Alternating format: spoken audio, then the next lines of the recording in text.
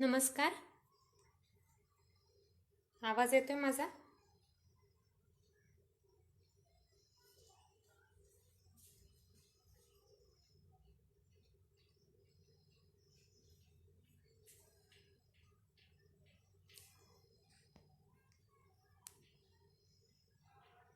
Hello.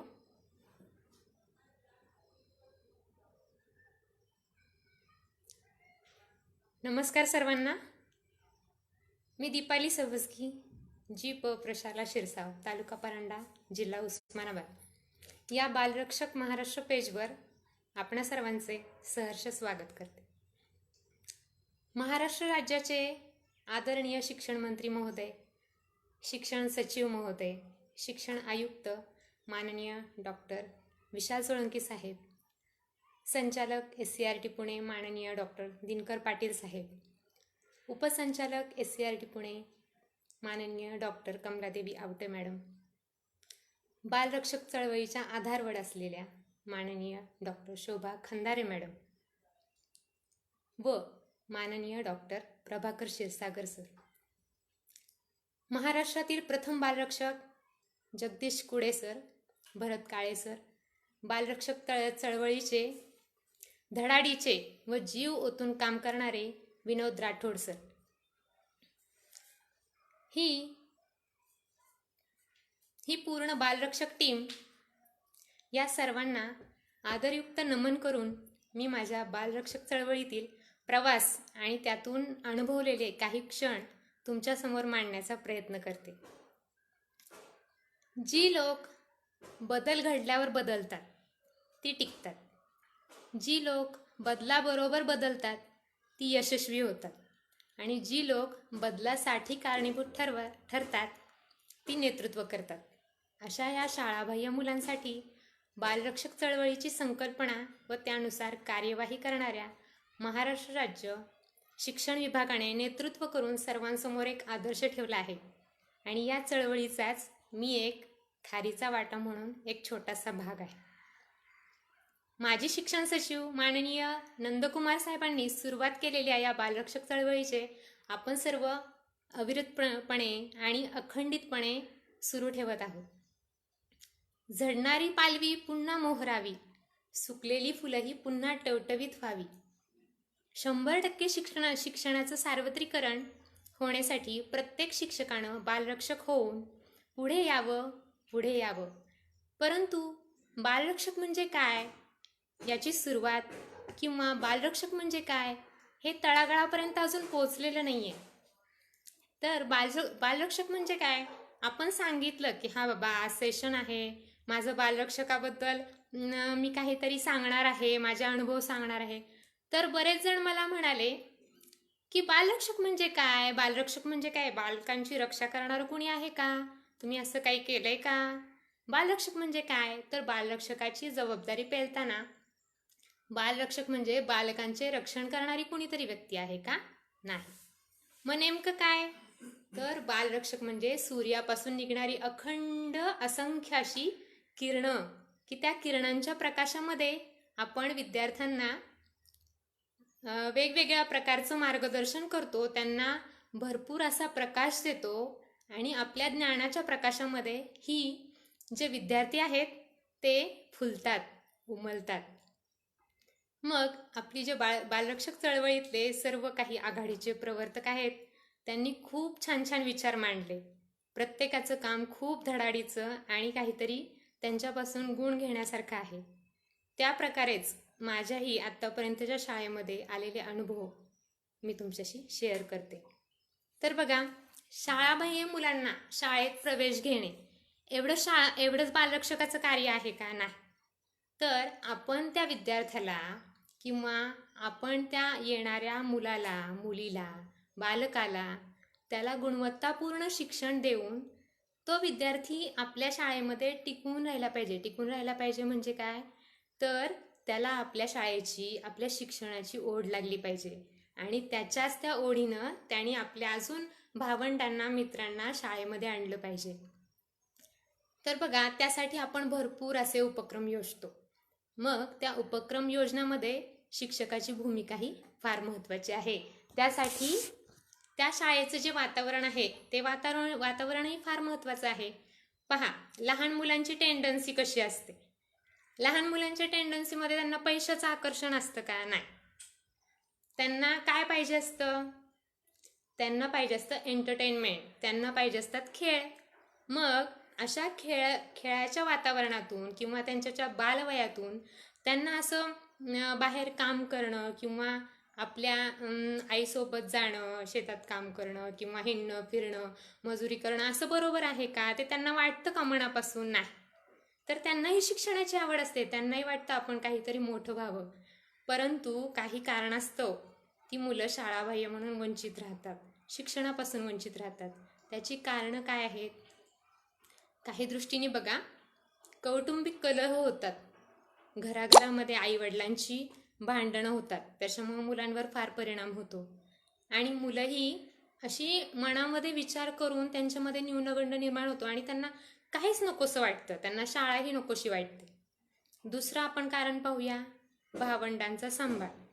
पहा, छोटी छोटी जी मुलं आहेत, ज्या घरात मोठी फॅमिली आहे किंवा खूप मुलं आहेत, त्याच्यामध्ये मोठ्या मुलांचं आणि मोठ्या मुलींचं काय काम असतं? त्या भावंडांचा सांभाळ करणं.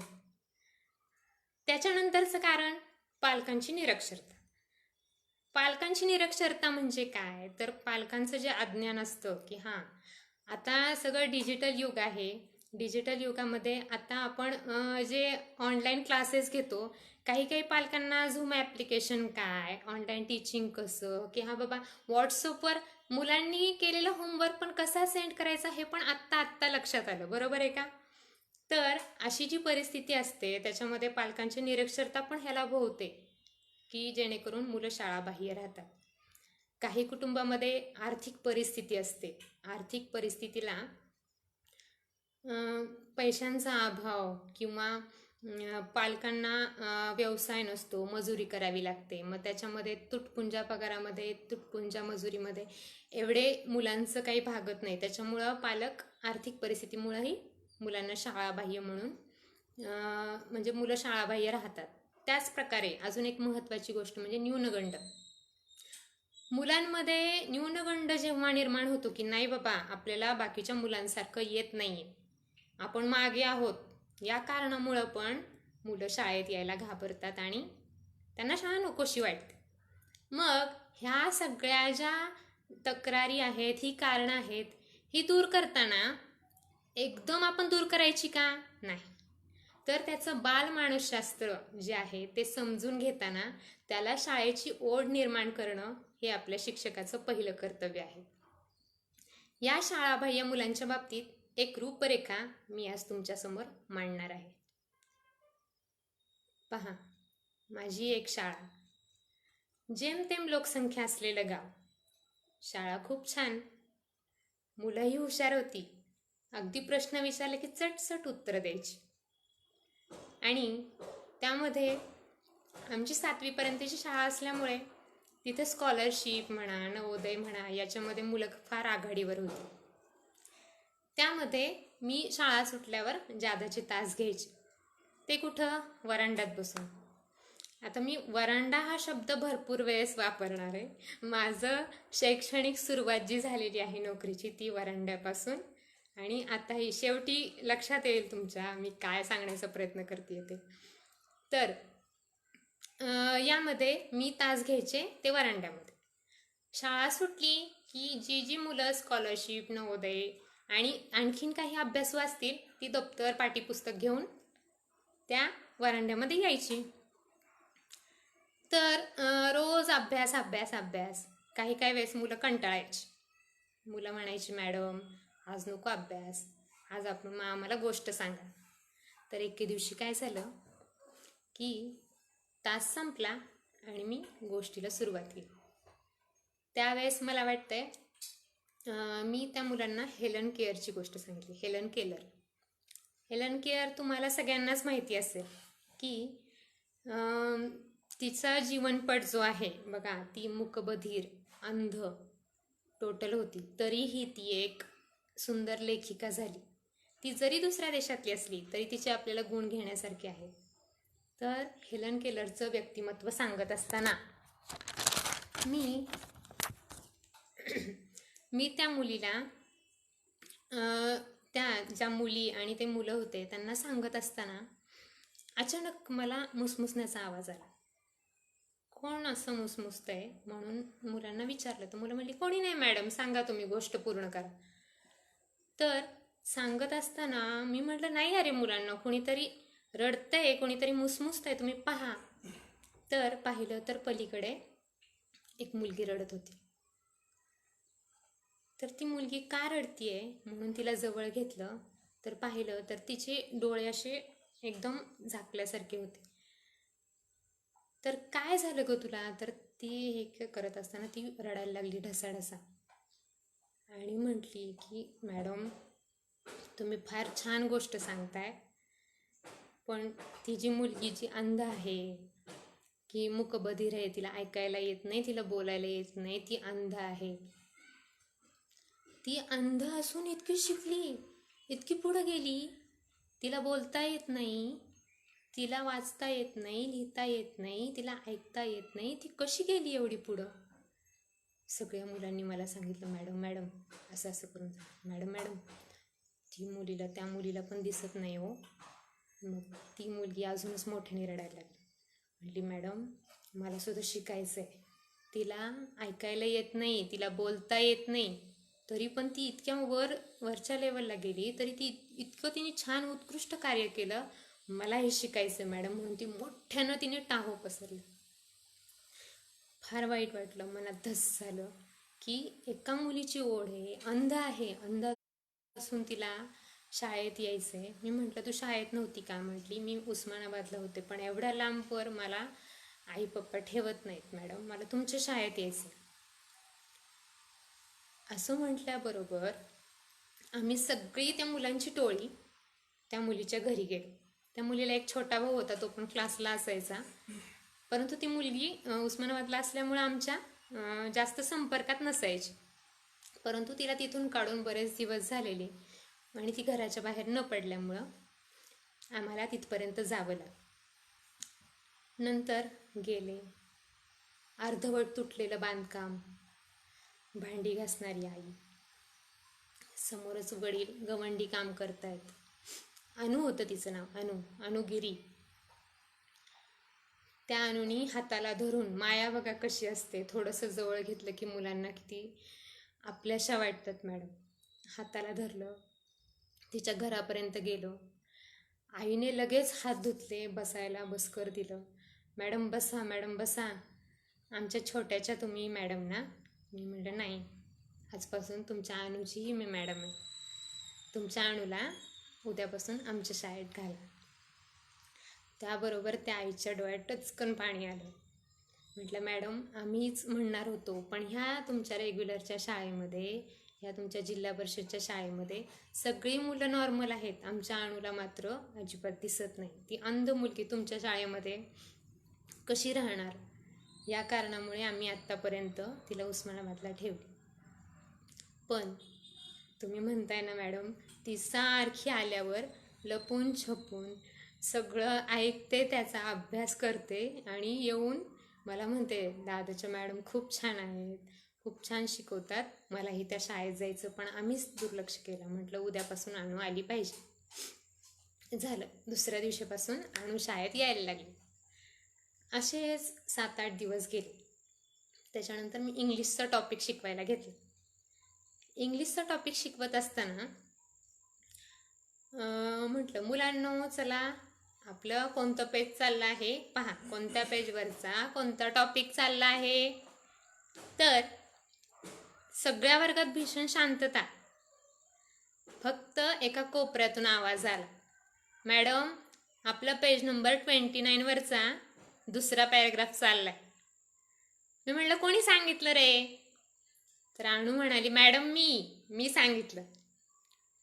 मी म्हटलं, अनु तुला दिसत नाही, तू कसं सांगितलं? म्हटली, मॅडम तुम्ही आत्तापर्यंत जेवढं शिकवलंय ना, तेवढ्या सगळ्या पेजवर काय काय आहे ते मला विचारा, मी सगळं सांगते. म्हटलं, बस मिळवलं आपण. आठवडाभरात मुलीने इतका अभ्यास केला, म्हणजे शाळेची ओढ बघा, इतका अभ्यास केला की ती मुलगी कोणत्या पेजवरचं, अंध असून कोणत्या पेजवरचं कोणता टॉपिक आहे, कोणता चालू आहे, कोणता झाला आहे ते पूर्णपणे सांगायचे.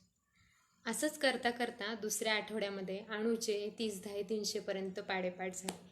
इयत्ता दुसरी मधली मुलगी 30-10 300 पाडे लिहिता येत नाही तरीही पाठ करू शकते.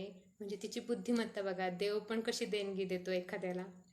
खरंच खूपच. आणि आज तुम्हाला सांगायला आनंद होतो की अनु आता ग्रॅज्युएट आहे. ग्रॅज्युएट. किती छान प्रवास झाला तिचा. कदाचित तिला जर घरीच आईवडिलांनी ठेवली असती किंवा बसवली असती तर अनु कदाचित शिकली नसती. तर काय झालं असतं, आज ती स्वतःच्या पायावर उभी राहू शकते. बरोबर आहे. असंच दुसरा त्याच शाळेतील अजून एक मुलाची तुम्हाला कथा सांगते. खूप छान आहे ती.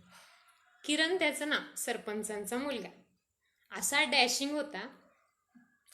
त्याचं वैशिष्ट्य म्हणजे खोड्या काढणं आणि दुसऱ्या मुलांच्या खोड्या काढून वर्गामध्ये गोंधळ घालणं. पण त्याला मॉनिटर व्हायला फार आवडायचं बरं का. अभ्यास म्हटलं की त्याच्या डोक्यावर आठ्या पडायच्या. त्याचाच भाऊ मॉन्टी खूप हुशार, खूप म्हणजे खूप हुशार. परंतु किरण अभ्यास करत नाही म्हणून त्याच्या आईकडे जावं लागलं. आई म्हणाली, मॅडम आम्ही डोक्याला हात लावला, तुम्हीच काय ते करा. मग नंतर जेव्हा त्याची आई म्हणाली की तुम्हीच काय ते करा, म्हटलं आपण त्याची सगळी जबाबदारी आपण घ्यायची. त्याची आई म्हटली की त्याला मॅडम पैशाचे व्यवहार सांगा, सगळे करतो, नोटा द्या हातामध्ये, मोजून दाखवतो सगळ्या. परंतु त्याला पाठ्यपुस्तक घ्यायचं म्हटलं की नको वाटतं. झालं, आम्ही त्याला मॉनिटर केलं.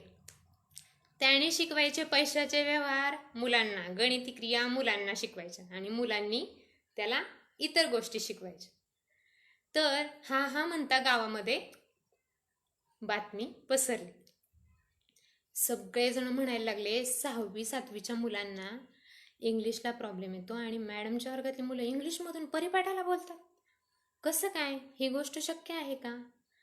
असं म्हणता म्हणता सर्वे झाला आणि इन्स्पेक्शनला आपण पाहतो जनरली केंद्रप्रमुख विस्तार अधिकारी इन्स्पेक्शन करतात. पण माझ्या वर्गाचं इन्स्पेक्शन गावाने करायचं ठरलं. गावकरी, त्यांच्यासोबत विस्तार अधिकारी, त्यावेळेस मला वाटते राठोड साहेब विस्तार अधिकारी होते. राठोड साहेब आणि सगळ्या गावची टीम, त्याच्यामध्ये सरपंच आले, शालेय व्यवस्थापन समिती, त्यावेळेस शालेय व्यवस्थापन समिती नव्हती पण गावची समिती जी आहे ती, सगळे ऑनरेबल पर्सन सगळे आले वर्गामध्ये. आणि वर्गामध्ये आधीच वर्ग हुशार, त्यात थोडासा डांबरट पण होता, पण हुशार होता. आणि वर्गामध्ये सर्वजण आल्यानंतर इतकी गर्दी झाली, मुलं जरा भांबावून गेली. त्यातून किरण म्हणजे डांबरट, त्यातून मॉनिटर. मग काय झालं, सगळ्या गावाला माहिती होतं की किरण काय अभ्यास करत नाही. तरीही त्याची तयारी झाली होती बरं. मग गावाने इन्स्पेक्शन घेताना सगळे म्हणाले चला ह्यानी हे सांगा त्याने ते सांगा. असं करता करता करता वेळ आली किरणवर.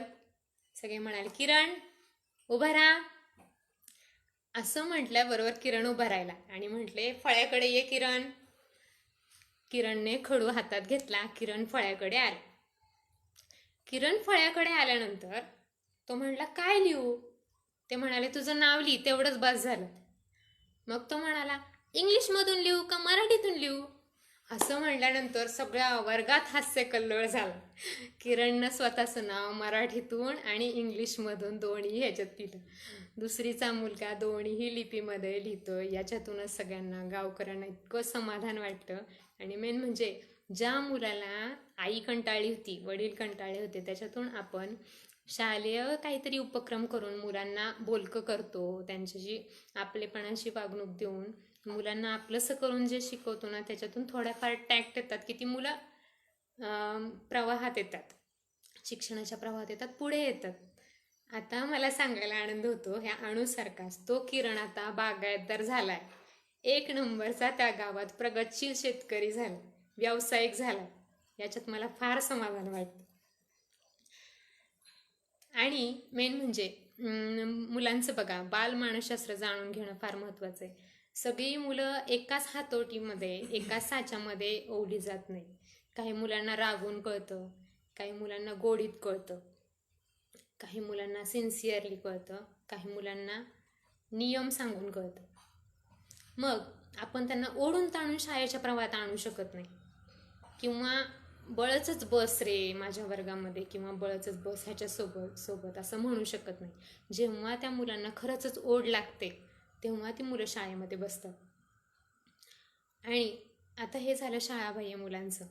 माझा दुसरा मुद्दा म्हणजे गैरहजर मुलं. मुलं गैरहजर कधी राहतात? आता याची जाणीव सगळ्यांनाच आहे. मुलं गैरहजर राहतात तर त्याच्यामध्ये आपण जेव्हा शाळाबाह्य विद्यार्थी प्रवेशित करून आणून तर शकतो, पण त्याच्या पुढचं आपलं कर्तव्य म्हणजे ती मुलं शाळेमध्ये टिकवून ठेवणं, ती मुलं शाळेच्या प्रवाहात रोज त्यांच्यामध्ये नियमितता आणणं फार महत्त्वाचं आहे. त्याच्यामध्ये पहा, ती मुलं शाळेच्या प्रवाहात गैरहजेरीची कारणं काय? तर शिक्षणाची आवड नसणे मेन म्हणजे एक कारण. त्याच्यानंतर शिक्षणाची आवड नसणे म्हणजे काय, की ती मुलं मागं असली तर त्यांना शाळेच्या प्रवाहामध्ये आणताना त्यांना असं वाटतं की आपल्याला नको शिकायचं, आपण कामच केलेलं बरं, आपण कापूस वेचलेला बरा, आपण पेरणी केलेली बरी, किंवा काहीतरी काम केलेलं बरं, पण शिक्षण नको, ते नको लिहिणं, नको वाचणं, असं वाटतं काय काय मुलांना. त्याच्यानंतरची गोष्ट बघा, गैरहजेरीची कारणं सांगते मी. पारंपरिक पद्धत, पुस्तक घेणं, शिकवणं, किंवा जी पद्धत चालत आलेली आहे आतापर्यंत, जी पद्धत चालत आलेली आहे आतापर्यंत, ती पद्धत मुलांनी चालू ठेवणं, शिक्षकांनी चालू ठेवणं. म्हणजे काय, धडा झाला की प्रश्न उत्तर, चला पुढचा धडा, कविता, असं नाही केलं पाहिजे. त्याच्यामध्ये आता टेक्नॉलॉजी आलेलं आहे, थोडं नाविन्य, टेक्नॉलॉजीचा जरी वापर नाही केला तरी पण आपण छान छान उपक्रम असे राबवू शकतो की जेणेकरून मुलं शाळेमध्ये आवडीनं येतील. त्याच्यानंतरचं कारण कौटुंबिक परिस्थिती. कौटुंबिक परिस्थितीमध्ये पण लहान भावांना सांभाळणं, किंवा घरची परिस्थिती अशी असते, मोठं कुटुंब असतं, त्याच्यामुळं मुलं काही कारणास्तव गैरहजर राहतात. आता तुम्हा आम्हाला सर्वांनाच माहिती आहे की एखादा मुलगा, एखादी मुलगी, एखादा विद्यार्थी शाळेत जर आला नाही तर आपण का नाही आला रे शाळेमध्ये, तर तो काय सांगतो की मॅडम आईने काम सांगितलं, मॅडम शेतात जायचं होतं, मॅडम असं झालं, मॅडम घरी कोण नव्हतं, अशी कारणं असतात, बरोबर आहे ना. मग ह्या कारणांना आपण कुठंतरी पूर्णविराम देऊन त्यामध्ये सातत्यता आणणं गरजेचं आहे. काय, उपक्रमांची सातत्यता आणली ना की निश्चितच मुलांना गोडी लागते. त्यानंतर अंतर, शाळेपर्यंतचं अंतर, तर शाळेपर्यंतचं जे अंतर आहे ते जर लांब असलं, घर आणि शाळा, तरी पण मुलं हा बाबा पाऊस पडला आहे, किंवा आज नको जायला, आज उशीर झालाय, परिपाठाला आपण हजर नाही राहू शकत, नको जायला शाळेत, असं केलं तर मुलं शाळेत गैरहजर राहतात. मग ह्या कारणांना आपण पूर्णविराम देऊन छान छान उपक्रम राबवून, मी सांगणार आहे तुम्हाला उपक्रम मी काय काय केले ते. त्याच्यानंतर माझी बदली झाली ती नवीन शाळेमध्ये. ती छोटीशी तर छान, छोटीशी पण छान. बघा, जसं शाळेमध्ये नाविन्यता आहे तशीच ह्या विद्यार्थ्यांमध्येही नाविन्यता आहे, तशीच उपक्रमांमध्येही नाविन्यता आहे. छोटीशी शाळा, सोबत सहकारी शिक्षिकाही खूप छान होते. म्हणतात ना 100 जेंट्स एकत्र राहू शकतात पण 2 लेडीज एकत्र राहू शकत नाही, तसा काहीही प्रकार नाही. खूप छान आमचं नातं होतं, आई मुलीसारखं. त्याच्या आधीच्याही मॅडम होत्या, त्या पण अगदी बहिणीसारख्या. खूप छान आम्ही समायोजनाने किंवा एकत्रित छान काम करायचो, त्याच्यामुळं शाळेलाही बळकटी आली. नंतर काय केलं त्या शाळेमध्ये, तर या शाळेमध्ये आम्ही घरी जात असताना एक टोळी सापडली आम्हाला. टोळी म्हणजे काय, तर तंबू दिसले, तंबू. तर ते ऊसतोडीचे कामगार आले होते काही मुलांना घेऊन. तर ते असे 7-8 तंबू दिसले. त्याच्यामध्ये आम्ही म्हटलो की मॅडम हे कोणीतरी बाहेर गावून आलेले असताना आपण पाहूया, म्हणून आम्ही गाडी थांबवून त्या तंबूपर्यंत पोचलो. तर त्यावेळेला असं लक्षात आलं की धुळे जिल्ह्यातले काही लोक आपले पोट भरण्यासाठी, ऊसतोडीसाठी आपल्या सगळ्या कुटुंबासहित तिथं आलेले आहेत. त्याच वेळेला ठरवलं की ह्या मुलांना आपण आपल्या शाळेमध्ये घ्यायचं. तर ते विद्यार्थ्यांपर्यंत आम्ही जात असताना त्या छोट्या छोट्या मुलांनी सोबत काय बोललं आम्हाला काहीच कळलं नाही. अहिरणी भाषा होती ती. म्हटलं मॅडम ही भाषा जरा वेगळी आहे, आपल्याला कळत नाही आहे, त्या मुलांशी आपल्याला फार समजून घ्यावं लागणार आहे. तर त्या मुलांचे पालक पण काय म्हणाले, 2-3 पालक होते की त्यांना मराठी व्यवस्थित येत होतं.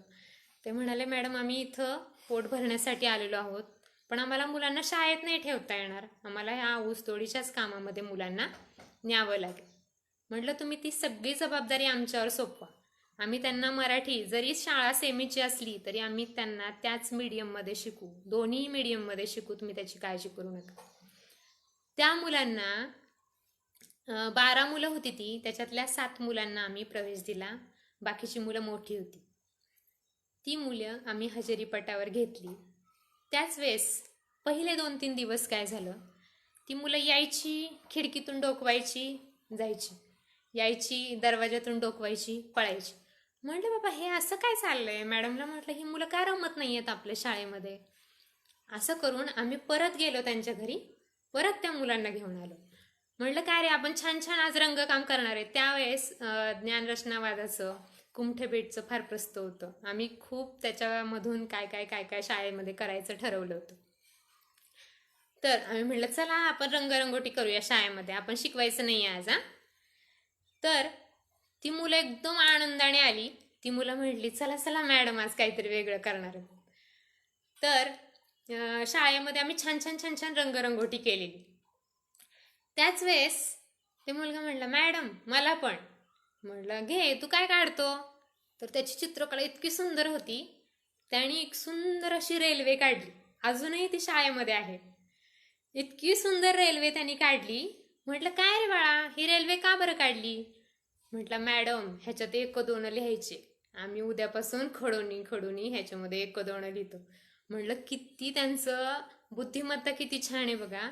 ती मुलं त्याच दिवशी इतकी रमली की त्याच्या दुसऱ्या दिवशीपासून त्यांना असं या शाळेमध्ये बसा असं म्हणायची गरजच पडली नाही. आणि वरांड्यामध्ये आम्ही सापशिडी काढली.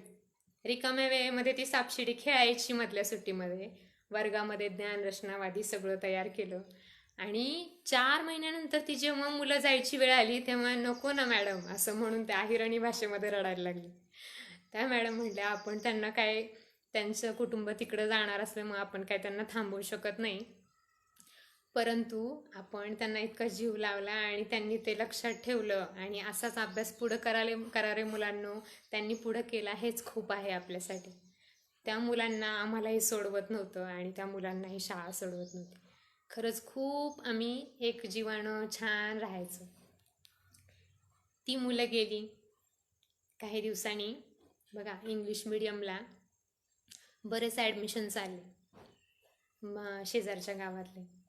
तर मॅडम म्हणाल्या की मॅडम ही मुलं मराठी शाळेमध्ये, आपल्या जिल्हा परिषद शाळेमध्ये चमकली पाहिजेत, आपल्या शाळेमध्ये आली पाहिजेत. शेजारच्या गावातली मुलं पण त्यांच्याजवळ शाळा नाही, त्यांना बस करून तिकडं परांड्याला जावं लागतंय, तर आपण काहीतरी करूया ना.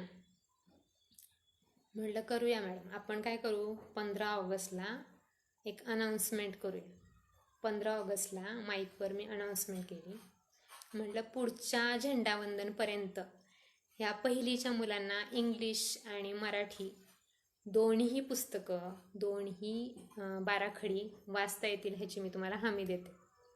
पालकांना वाटलं काय होणार आहे एवढ्या लवकर, 15 ऑगस्ट नंतर कितीला येतं झेंडावंदन, 26 जानेवारी. मराठवाडा मुक्ती संग्रामचं असतं 17 सप्टेंबर, पण त्याच्यानंतरचं म्हटलं मी 26 जानेवारी. ठीक आहे पाहूया हो काय होतं यांच्या शाळेचं म्हणून गावकरी लक्ष ठेवूनच. आणि अक्षरशः जेव्हा 26 जानेवारीला आम्ही गॅदरिंग ठेवलं, सकाळचाच कार्यक्रम ठेवायचो आम्ही, तेव्हा त्या गॅदरिंगच्या आधी आम्ही चावडी वाचन ठेवलं. प्रत्येक मुलगा पहिलीतला, छोटी शाळा होती, 8 पट होता. त्या 8 पटापैकी सगळीच्या सगळी 100% मुलं मराठीही आणि इंग्लिशही वाचत होती. याच्यातूनच गावकऱ्यांनी ठरवलं आपण दुसऱ्या गावाला मुलं पाठवायची नाही, आपण ह्याच शाळेमध्ये मुलं ठेवायची. ह्या शाळेमध्ये अगदी कौटुंबिक वातावरण आहे आणि छान मुलं रमतात. नंतर अजून एक छान गोष्ट सांगते मी तुम्हाला बालरक्षकाची, की जी एकदम शाळाबाह्य मुलांना, की जो डब्या नावाचा मुलगा, डब्या नाव विचित्र वाटतं, पण एक मुलगा होता, त्याचं नाव होतं आदित्य. त्याला सगळे डब्या डब्या डब्या डब्या म्हणायचे. तर तो डब्या म्हणजे तो आदित्य कुठंतरी साप सापडला, फरोड सापडला, सरडे सापडले की सगळेजण ह्याला बोलवायला यायचे डब्याला.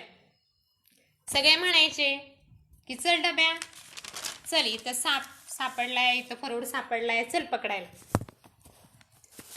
तर बघा, जीव लावल्यावर मुलं किती आपलीशी होतात. अध्ययनक्षम असणारा तो मुलगा त्या शाळेमध्ये त्याचं जेव्हा ॲडमिशन झालं त्यावेळेला डब्याला किमान फक्त अक्षर ओळख होती. परंतु त्याच्यानंतर डब्या कसा शिकला, GDP फाउंडेशनतर्फे आम्हाला कम्प्युटर आलेले. त्यावेळेस कम्प्युटर आणायला स्कूटीवर जाणारी मला वाटतं मी एकटीच महिला होते त्यावेळेला. सगळे जेंट्स, त्या अधिकारी मॅडम आणि मी, आमच्या दोघींच्या लेडीज सोडल्या तर सगळे जेंट्स होते. त्यावेळेला तो कम्प्युटर त्या काळामध्ये स्कूटीवर जाऊन आणला. ही बाब गावकऱ्यांच्या लक्षात आली. म्हटलं आता शाळेमध्ये काहीतरी बदल होणार. तर त्या मुलाला ते कार्टून्स बघून, ते बाराखडी बघून त्याला इतका आनंद व्हायचा, त्याने एक दिवसही शाळा नाही बुडवली. आणि आता तो डब्या खरंच वाचायला लिहायला किमान त्याला येतंय, त्याला उतारा वाचता येतं, त्याला ज्या मूलभूत क्रिया आहेत त्या करता येतात. त्याच्यात मी खरंच धन्यता मानते. आपण जिथं जाऊ तिथं जे आपण कार्य करतो त्याच्यातून मुलांची जी प्रतिक्रिया असतात ना, त्याच्यातून खूप खूप समाधान वाटतं. आणि अशी काही मुलं घडतात, ती पण खूप बाब महत्त्वाची आहे. बघा, नंतरची जी शाळा ती 7वी पर्यंतची. 7वी पर्यंतची जी शाळा आहे त्या शाळेमध्ये मला मोठे वर्ग मिळाले, का तर पदवीधर म्हणून मी तिथे गेले होते. तर बघा, आपण मानसशास्त्र कसं असतं, जे छोट्या मुलांना आपण सांगतो त्याच पद्धतीनं आपण मोठ्या मुलांना सांगू शकत नाही. आता आपल्या घरातच बघा ना, लहान मुलं जी आहेत त्यांना कार्टून्स आवडतात किंवा छान छान गोष्टी आवडतात. तसं मोठ्या मुलांना आवडतं का? नाही. त्यांना एव्हेंजर्स वगैरे असे ॲक्शन फिल्म्स किंवा असे स्टोरीज आवडतात, बरोबर आहे की नाही? मग मुलांना पण शिकवताना आपण तसंच करावं लागतं. आपल्याला काय करावं लागतं, ह्यांच्याशी वेगळं त्यांची मानसिकता जाणून घेऊन त्यांचा अभ्यास करावा लागतो. तर त्याच्यामध्ये त्या नवीन शाळेमध्ये ती मुलं, जी गैरहजर मुलं आहेत, ती शाळेत येण्यासाठी मी त्यांचे छोटे छोटे ॲक्टिव्हिटीजचे व्हिडिओज काढायचे आणि ते ॲक्टिव्हिटीजचे व्हिडिओ यूट्यूबवर अपलोड करायचे. जे त्यांना येत नाही त्या अवघड विषयांचेही मी व्हिडिओ तयार करून यूट्यूबवर अपलोड करायचे. त्याच्यामुळं मुलांना आनंदानं, आज भाषण केलं, आज भाषण मॅडमला फार आवडलं, त्यांनी यूट्यूबला अपलोड केला, तर उद्या मी अजून छान भाषण करणार मॅडम, मी अजून भाग घेणार. असं करून करून न बोलणारी मुलंही पुढे यायला लागली. त्याच्यातून पहा, एक मुलगा अक्षय नावाचा अजूनही मला आठवतो. तो अक्षय म्हणजे पाटी पुस्तक हातात न घेणारा, त्याचा कंटाळा असणारा मुलगा. आता अक्षयवर आपण काय तो प्रयोग ट्राय करू शकत नाही जो छोट्या मुलांवर केला. हा 5वी-6वीचा मुलगा. त्याच्या घरी गेलो आम्ही, सतत गैरहजर राहायला लागला म्हणून मॅडमला घेऊन मी त्याच्या घरी गेले. लपून बसला तो, की आईला आता मॅडम काहीतरी सांगतील, हा वर्गात अभ्यास करत नाही, हा वर्गात पाटी पेन्सिल किंवा वही हातामध्ये घेत नाही, काय करायचं काय नाही, आता आई पप्पा आपल्याला रागवणार म्हणून तो लपून बसला. आईला कारण विचारलं, असं नाही, तुम्हीच काय ते करा मॅडम. त्याच्यानंतर बघा, अशा मुलांचा की ज्यांना खरंच पाठीपुस्तक घेऊन कंटाळा आलाय, त्यासाठी मी फ्लिपबुक तयार केले. फ्लिपबुक म्हणजे काय, तर ऑनलाईन ई बुक आहे जे आपण मोठ्या स्क्रीनवर सुद्धा दाखवू शकतो. टेक्नॉलॉजीचा थोडक्यात वापर केला. त्या फ्लिपबुकमध्ये स्पेशली जी मुलं अध्ययनक्षम आहेत, की जी सुरुवातच आहे त्या मुलांची अजून. बघा, रेग्युलर आपल्या वर्गामध्ये 3 टप्प्यात मुलं असतात. एक खूपच हुशार, म्हणजे आपण सांगायच्या आधीच त्यांचं उत्तर रेडी असतं पटकन. दुसरी असतात ती मीडियम, आणि तिसरी असतात त्यांचं स्लो चालू असतं. म्हणजे स्लो चालू असतात, त्यांनी स्लोच राहिलं तर मग काय होतं की त्या आपलं जे चालू आहे चॅप्टर त्याच्या साथीनं ते चालत नाहीत. मग त्यांच्यासाठी एक्स्ट्रा तास घ्यावे लागतात किंवा एक्स्ट्रा त्यांना काहीतरी सांगावं लागतं.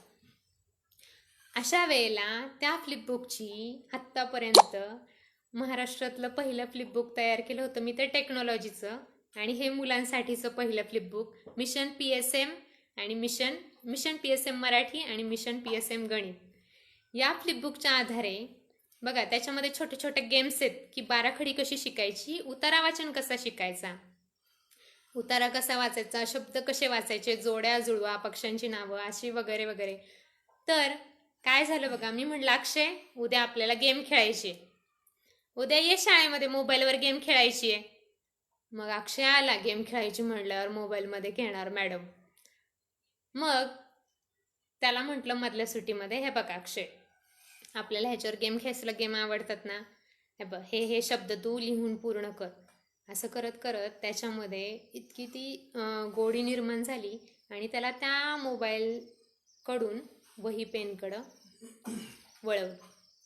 हा प्रवास किमान 1 महिन्यात शक्य झाला. 1 महिन्यात अक्षयला वही पेन सुद्धा आवडायला लागला. त्याचबरोबर आम्ही थोडीशी करमणूक म्हणून स्क्रीनवर छानपैकी शैक्षणिक व्हिडिओज वगैरे लावतो. त्याच्यामुळं ती मुलं खूप आनंदाने शिकतात आणि त्यांना खूप छान वाटतं.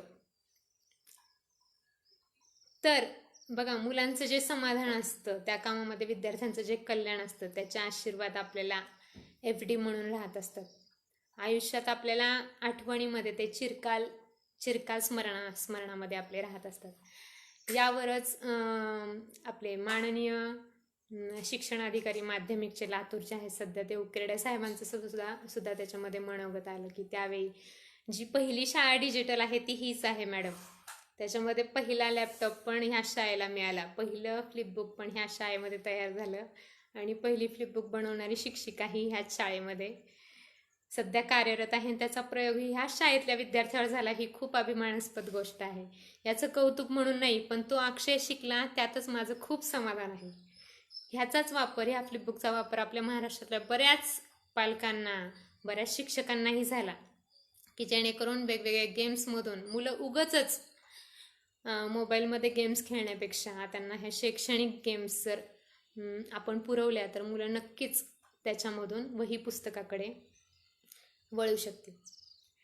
त्याच्यानंतर बघा, सर्वात मोठी शाळा म्हणजे आता सध्या मी ज्या शाळेमध्ये कार्यरत आहे ती GP प्रशाला शिरसाव हायस्कूल. तर बालमानसशास्त्रामध्ये सर्व वयोगटातील मुलांच्या स्वभावाचा आणि वर्तणुकीचा मला अनुभव आला.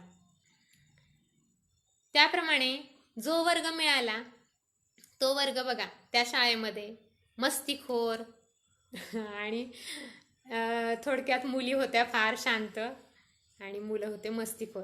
अगदी चप्पल काठी इथपासून मारामारी भांडणं. परंतु तसा वर्ग आणि जो मला मिळाला त्यामध्ये बघा, मुलांना सुरुवातीला काही दिवस त्या मुलांची वर्तणूक जाणण्यातच माझी केली.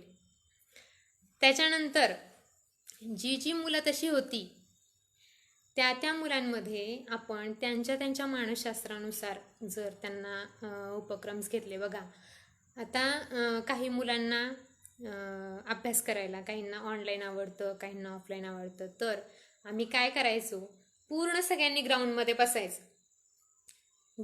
बसायचं आणि डायरेक्ट आपल्या बोटानं गणितं करायची, त्या मातीमध्येच गणितं करायची. 3 वाजल्यानंतर किंवा 2ची सुट्टी झाल्यानंतर आम्ही बिनधास्तपणे बाहेर जायचो.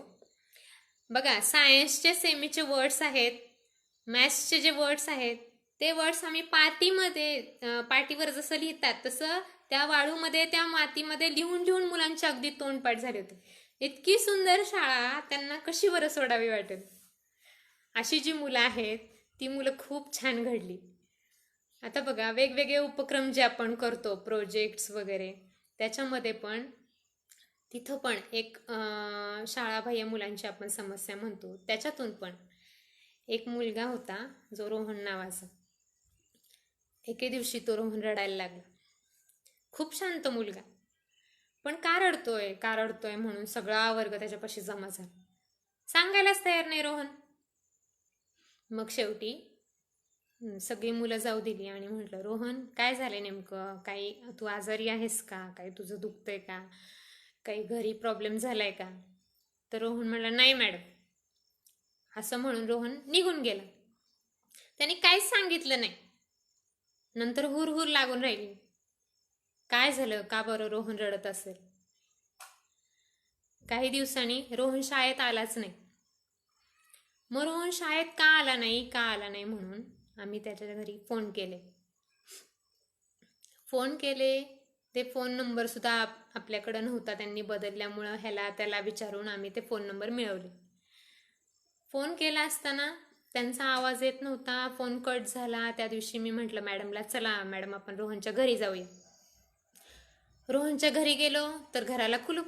शेजारचे पाजारचे म्हणाले, मॅडम ते पोट भरण्यासाठी दुसऱ्या गावाला गेले. म्हटलं असं कसं काय, रोहनने तर काहीच सांगितलं नाही. मग त्याच्यानंतर त्या शेजाऱ्यांकडून दुसरा नंबर मिळवला. असं करून फोन केला तेव्हा कळालं की ते वीटभट्टीवर कामाला गेले. वर्गामध्ये आलो, सगळी मुलं म्हटली, मॅडम आता काय करायचं. कारण सगळं कौटुंबिक वातावरण, त्याच्यामुळे एक जरी विद्यार्थी नसला तरी मुलांमध्ये अशी हुरहुर लागायची. तर तेव्हा काय झालं, जेव्हा आम्ही वीटभट्टीवर गेलो तेव्हा तिथली परिस्थिती बघा. आई वडील तुटपुंज ह्याच्यावर, तिथला त्यांचा घर संसार थोडासा काय असेल तो असेल. तिथं वडील आई उन्हाताणात राबत होते. तिथंच रोहन त्याच्या छोट्या भावाला घेऊन बसलेला होता. त्यावेळेला आम्ही तिथं गेलो. त्या रोहनला जाताना आम्ही काय असेल ते वस्तू नेली. गेल्याच रोहन आनंदाने उठून उड्या मारायला लागला. मॅडम आल्या. इतका आनंद त्याला झाला की त्यावेळेला त्याला वाटलं की आत्ता मॅडम सोबत शाळेत यावं. पण बघा परिस्थिती कशी असते की कोणत्या विद्यार्थ्याला काय वाटेल शाळेविषयी, की एखाद्याला शाळा नकोशी वाटते. बरं झालं आपण लांब आलो. पण खरंच अभ्यास करणाऱ्या, जीव ओतून काम करणाऱ्या किंवा हुशार व्यक्तिमत्व जे असतं, मायाची जी ओढ असते, ती ओढ त्याला खरंच शाळेपर्यंत आणून पोच केली. काहीही करून 1-2च दिवसामध्ये रोहन परत शाळेत यायला सुरुवात झाली रोहनची. म्हणजे इथंच भरून पावले मी. या वीटभट्टीवर काम करणाऱ्या त्या रोहनला आपण खरंच शाळेत आणलं. या शाळाबाह्य मुलांच्या या गैरहजेरीच्या ज्या समस्या आहेत, कोणत्या समस्या असतात. मधल्या सुट्टीत पळून जाणं ही एक फार मोठी बघा समस्या आहे. असा एक मुलगा होता, मधल्या सुट्टीत पळून जायचा. तर तो एक मुलगा आतेश त्याचं नाव. काही झालं की चाललाच मधमाशाचं पोळं पकडायला, कुठं मुलांच्या मागे, कुठं पाणी आणायला. मधल्या सुट्टीत त्याचा पत्ताच नसायचा. कुठे रे आतेश, तो वस्तीवर राहायचा. कोण रोज जाणार तिथं, तरी पण आम्ही जाताना दुसऱ्या मार्गे गेलो त्याच्या वस्तीकडे. नंतर जेव्हा कळलं की खरंच तो आतेश मधमाशाचं पोळं पकडायला जातो, इकडं जातो तिकडं जातो, पारवे पकडायला जातो. हे असं का करतो तो? त्याला शाळेची ओढ नाही म्हणून करतोय का? त्याला काय वाटायचं की आपल्याला काही येत नाही? त्या आतेशला आम्ही सगळ्यांनी, मुलांनी, मी, आमच्या शाळेतल्या मॅडमनी मिळून वर्गामध्ये आणलं. म्हणलं, आतेश आजपासून तू एकट्याने अभ्यास करायचा नाही, आजपासून सगळ्यांनी गटाने अभ्यास करायचा. आपण सगळे ग्राउंडवर एक गटाने बसणार आणि छानपैकी अभ्यास करणार. बघा आतेश कधीही एका शब्दानेही बोलत नाही वर्गामध्ये, हे त्याचं वैशिष्ट्य आहे. पण जेव्हा त्याला खरंच शाळेची ओढ लागली, जेव्हा माझा बर्थडे होता त्या दिवशी त्याचे पहिले बोल, हॅपी बर्थडे मॅडम. त्यावेळेसपासून आतिश खरंच लागला अभ्यासाला. त्याच्या परीनं तो अभ्यास करायला लागला. निदान किमान पुस्तक तरी घेऊन तो त्याचं सुरू झालं. या शाळाबाह्य मुलांच्या, या गैरहजर मुलांच्या, तसेच मधल्या सुट्टीत पळून जाणाऱ्या मुलांचा थोडासा बालमानसशास्त्राचा अभ्यास करून त्या विद्यार्थ्यांना, त्या शिक्षकांना एक प्रेरणा म्हणून, त्यांच्या अडचणी जाणून घेतानाचा त्या शिक्षकांचा प्रवास म्हणून, त्या कौटुंबिक त्यांच्या समस्यावर मात करून विद्यार्थ्यांची शाळेतली नियमितता आणि त्यांच्या अभ्यासाची चिकाटी यावर आधारित मी एक शॉर्ट फिल्म तयार केली. त्या शॉर्ट फिल्मचं नाव आहे व्हरांडा. ती फिल्म तुम्हाला यूट्यूबवर नक्कीच पाहायला मिळेल. दीपाली सबजगी या यूट्यूब चॅनलवर तुम्हाला ती फिल्म निश्चित पाहायला मिळेल. DIPALISABASAGI. खूप सुंदर फिल्म आहे ती. ह्या फिल्मचं जवळजवळ मुख्य कार्यकारी अधिकारी आपले उस्मानाबाद जिल्ह्याचे माननीय डॉक्टर संजय कोलते साहेब, तसेच सर्व अधिकारी जेव्हा त्या कॅबिनमध्ये होते तेव्हा ती फिल्म चालू होती. जवळजवळ 50 अधिकारी असतील पूर्ण झेडपीचे. तर ती फिल्म सुरू होत असताना 11 मिनिटांची फिल्म आहे ती. त्या फिल्मचं निर्माते, दिग्दर्शन आणि त्याच्यामध्ये काम, कथा, पटकथा आणि कामही मीच केलेलं आहे. आणि माझा मुलगा, ह्या फिल्ममध्ये मी फार जीव ओतलाय. शाळाबाह्य मुलांसाठी की काहीतरी करावं, काहीतरी जीव तोडून तेव्हाच मी ठरवलं की काहीतरी असं करायचं की जे प्रेरणादायी असेल. खरंच ती फिल्म चालू असताना एवढ्या मोठ्या सभागृहामध्ये जेव्हा ती फिल्म संपली तेव्हा सगळ्या अधिकाऱ्यांनी उठून टाळ्या वाजवल्या. सगळ्यांच्या डोळ्यात पाणी होतं. तिथंच मी भरून पावले. म्हटलं हा मेसेज, हा संदेश ऑल महाराष्ट्रभर पूर्ण सगळ्या बालरक्षकांपर्यंत पोहोचला पाहिजे. ही जबाबदारी आता तुमची. प्रत्येक बालरक्षकांपर्यंत ही माझी व्हरांडा फिल्म जावी असं माझं खूप कळकळीचं मत आहे. त्यातून आपला बालरक्षक चळवळीचा उद्देश हा नक्की सफल होईल.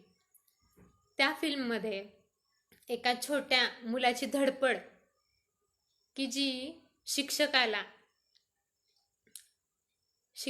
समजून घेताना, बघा आपण आपल्या ओघामध्ये असतो, शिकवताना आपण काय करतो, हा टॉपिक आहे, हा टॉपिक शिकवायचा आहे आज, एवढं आपला आजचा ह्याचा उद्देश आहे, क्रायटेरिया आहे, चला आता दुसऱ्या तासाला जायचंय. असं करून आपण काय करतो, क्लासेस वाईज आपण शिकवत जातो, रोजचे टॉपिक शिकवत जातो. त्यावेळेस आपल्या लक्षात येत नाही की हा मुलगा का अभ्यास करत नाही, हा का गैरहजर असतो. आपण त्याचं कारण जाणून घेत नाही. ते कारण आपण त्याचं बालमानसशास्त्र जाणून घेऊन त्याला मानसिकदृष्ट्या आपण व्यवस्थितरित्या, त्याच्या कौटुंबिक समस्या आहे का, सामाजिक समस्या आहे का, कुठली त्याची आर्थिक समस्या आहे का, याच्यावर जर शिक्षकाने मात केली ना, तो निश्चित शिक्षणाच्या प्रवाहामध्ये येऊ शकतो. हा माझा अनुभव आहे. तुम्ही ती फिल्म नक्की पहा. त्या फिल्ममध्ये एका मुलाची स्वतःच्या छोट्या बहिणीला सांभाळून त्याचं शिक्षणाचं किती आटापिटा आहे, आणि त्याच वेळेला एक शिक्षिका की जिला वाटतं की हा उगाचच काहीतरी सांगतोय, पण नंतर लक्षात येतं की कारण वेगळं आहे. याच्यातून एका शाळाबाह्य मुलीलाही प्रवेश मिळतो आणि त्या विद्यार्थ्यालाही, आता त्या फिल्मचं मी पूर्ण सांगणार नाही, तर त्याच्यातलं सगळा सस्पेन्स निघून जाईल. तुम्ही ती फिल्म नक्की पहा. मला 100% गॅरंटी आहे की तुमचे खूप छान रिप्लाय मला त्या यूट्यूबवर कमेंट्स येतील, इथं बालरक्षक टीमवर येईल, आणि तुम्ही नक्की सगळीकडे ती फिल्म फॉरवर्ड कराल. खरंच प्रत्येक गोष्ट आपण यूट्यूबला, आपण व्हॉट्सअपला व्हिडिओज आलेले पाहतो, परंतु जर एखाद्या व्हिडिओमधून एखादा संदेश गेला आणि त्याच्यातून काहीतरी मिळालं, काहीतरी कोणाचं तरी कल्याण झालं, तर ते खूप आपल्यासाठी चांगलं असतं. त्याचे नक्कीच आशीर्वाद मिळतात. तर ही फिल्म तुम्ही नक्की पहा. आत्तापर्यंत जे माझं जीवातून सांगितलेलं मी जे काम आहे किंवा जी बालरक्षकाची चळवळ आहे, याच्यामध्ये बालरक्षक टीमने मला खूप सहकार्य केलेलं आहे. आणि आमच्या उस्मानाबादच्या CO साहेब म्हणा किंवा सगळे अधिकारी वर्ग, IT टीम, ह्या सगळ्यांचंही उत्कृष्ट मला खूप प्रोत्साहन असतं. त्याच्यातून नवीन नवीन अजून काय काय काय काय करण्याची उमेद मिळते. आणि आपल्याला बघा, कुठलंही काम करताना कुटुंबाचं आधी सहकार्य, आपल्या आईवडिलांचं सहकार्य खूप महत्त्वाचं असतं. ते मला वेळोवेळी मिळत गेलं. माझ्या मित्रमैत्रिणींचं, कुटुंबाचं, आईवडिलांचं वेळोवेळी मला सहकार्य मिळत गेलं. त्याच्यातूनच मी पुढे झेप घेत गेले. आणि मला ही अशीही अपेक्षा आहे की ही माझी वरांडा फिल्म आपल्या SCRT आपल्या वेबसाईटवर जावी आणि सगळ्या महाराष्ट्रातल्या शिक्षकांना आणि विद्यार्थ्यांना निश्चित प्रेरणादायी ठरावी. याच्यातच सगळं भरून पावलं.